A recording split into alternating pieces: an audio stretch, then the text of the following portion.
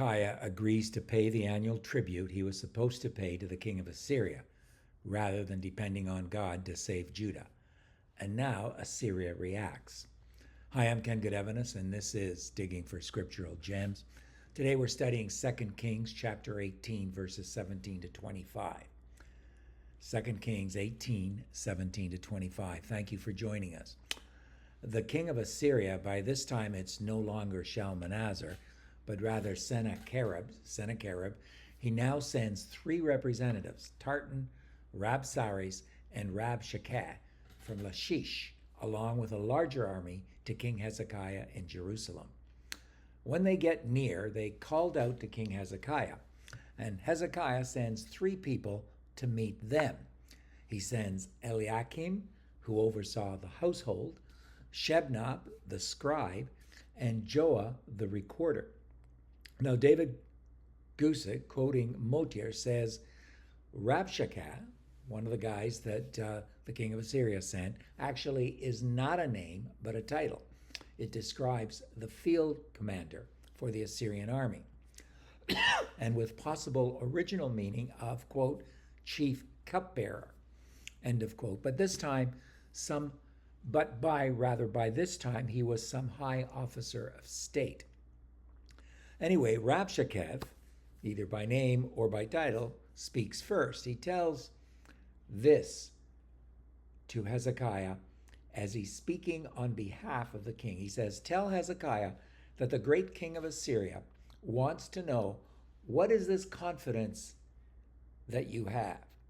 He goes on to tell him that he says he has counsel and strength for the war, but on whom do you rely so that you can rebel against Assyria?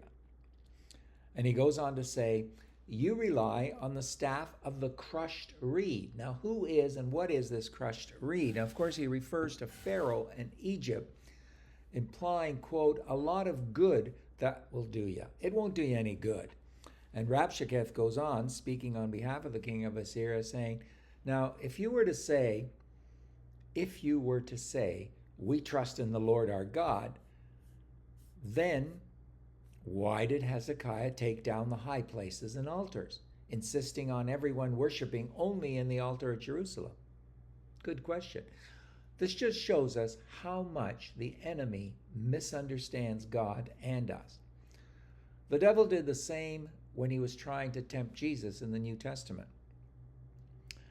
And with that statement, he told Hezekiah's representatives to go tell him to make a bargain with the king of Assyria. Don't be foolish, make a bargain. And this lowly official, me, will give Hezekiah 2,000 horses, assuming, and here's the dig, assuming he could muster 2,000 men to ride them. This is what this representative could do for Hezekiah, who needed a larger army. So just imagine, he says, what the king could do for you if you made a deal with him. He goes on to say, given that, how can you turn away from me, the king's representative, and rely on Egypt for chariots and horsemen? And then the final shot, or the final dig, Rabshakeh says, speaking for the king of Assyria now, he says, do you think I came without the Lord's approval to destroy this place? In fact, the Lord said to me, go up against this land and destroy it, end of quote. We're going to stop there, and as usual, dig a little deeper. The NAT suggests that the three men sent from the king of Assyria to Hezekiah were his commanding general, his chief eunuch, and his chief advisor. They were met by Eliakim, whom the NAT calls the palace supervisor, Shebna, the scribe, and Joah, the secretary. Assyria's reps said, if you're trusting in Egypt, that's like counting on a splintered reed staff. The idea being that a reed is strong if it is whole, but put a slit in a reed and it crumbles. No one can lean against it any longer, and he may also puncture his hand and hurt himself in trying to do so. They claim that this is exactly what Pharaoh of Egypt does to all who put their trust in him. And they're probably right. The biggest deception, though, was the Assyrian trying to convince Hezekiah's side that God was really on Assyria's side, not theirs. After all, he said, just look at what he has done for you as compared to what he has done for us. And that's exactly who Satan continues to fool. That's exactly how Satan continues to fool so many today. Just look at what God has done for others and how he has let you sink or swim on your own. Many people feel that way.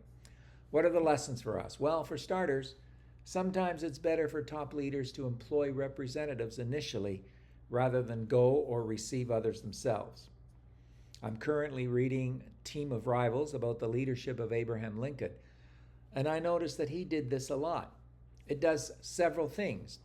It keeps us cool and gives us time to think, and it allows us to get the opinion of others who represent us. It gets others involved. It buys time. Secondly, regardless of what we do in a situation, the world will often misunderstand our actions, and they can't understand how God works and why we bother trusting in him. Thirdly, the world will try to entice us with all sorts of deals. Here it was horses. What is it for you? What is it for me? And while they're doing all this, they're mocking us. Finally, they try to get us to believe lies about our God. Sadly, so many of us are duped. My prayer is that we stick to our guns, pardon the pun, and be able to assuredly attest with Paul, as he wrote to Timothy, his beloved spiritual son, a true son in the faith, a mentee, and a close co-worker in ministry. He wrote to him in 2 Timothy chapter 1, verse 12 as follows, quote, I know whom I have believed, and am convinced that he is able to guard what I have trusted to him until that day, until the end. That's the NIV. Next time, friends, we're going to see what followed that argument. Join us for that. But in the meantime, if you like what you're seeing, please indicate so on the video you're watching. If you haven't yet subscribed to our YouTube channel, Digging for Scriptural Gems, please go to YouTube, put in Digging for Scriptural Gems, and subscribe. But above all, keep on studying God's Word.